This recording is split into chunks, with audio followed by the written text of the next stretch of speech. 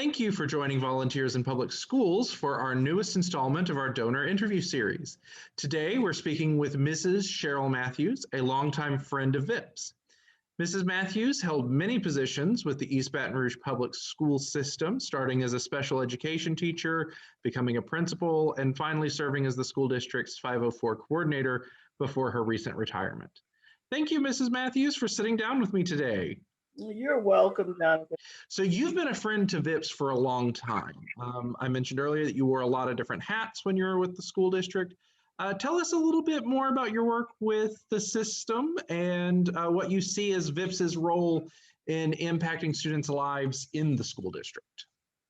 Well, I was very privileged to work in the school system for 42 years. And it was all a joy. It was all a joy. As you said already, I started as a classroom teacher and I moved into an instructional coach role. I think the title was instructional specialist.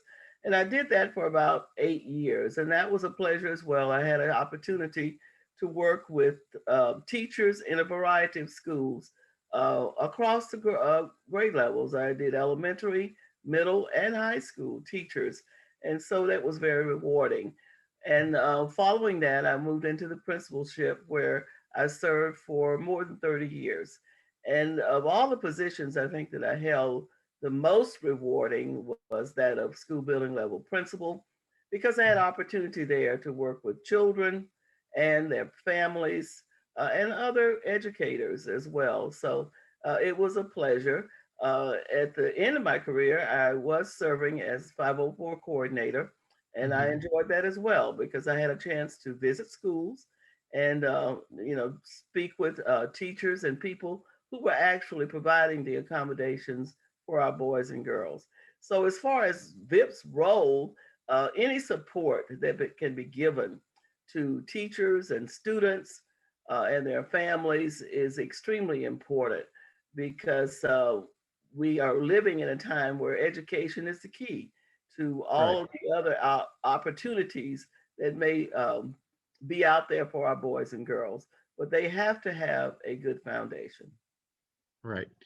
And so our volunteers work very hard to help build that foundation. You were a principal for a long time, and you obviously knew about VIPS. You made your first gift to VIPS back in 2013 in memory of your husband, Mr. Matthews. And we are thankful that you continue making memorial gifts to our organization. Why did you choose VIPS to honor his memory? Well, my husband and I both shared a commitment to education. We happen to come from families of educators. My parents were both school teachers. His parents were both school teachers. And we have 3 sons and now 3 grandchildren, 3 grandsons. Oh. So we have that, I guess we can see the before, the current, and we look forward now to the future in what education can do for our grandchildren.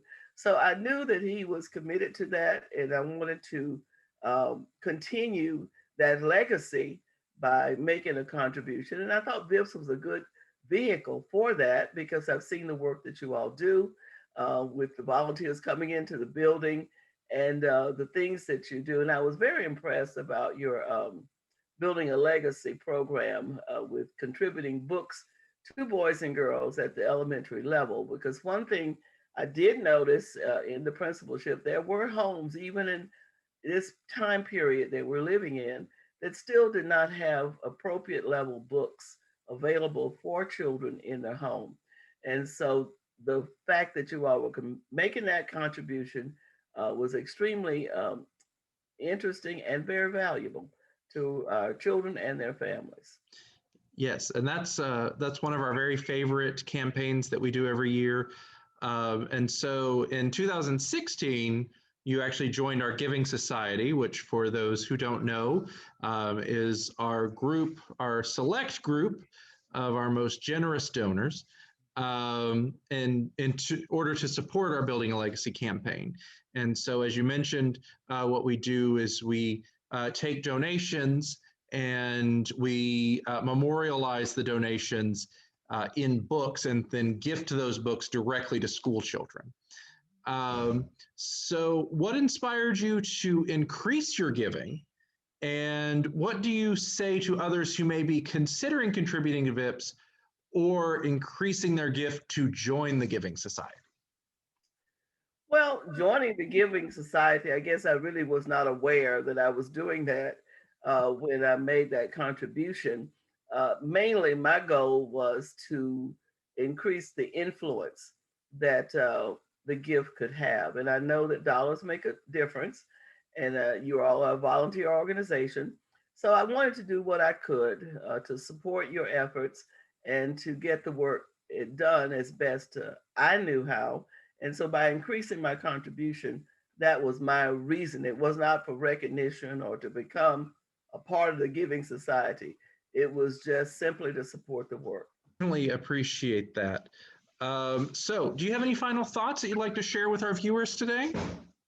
Well, I guess overall it's already been covered, but I just want to emphasize even more the value of education in today's world, because particularly with reading, not that I'm ignoring the other subjects. However, we know that reading is the key. Reading, and particularly reading comprehension.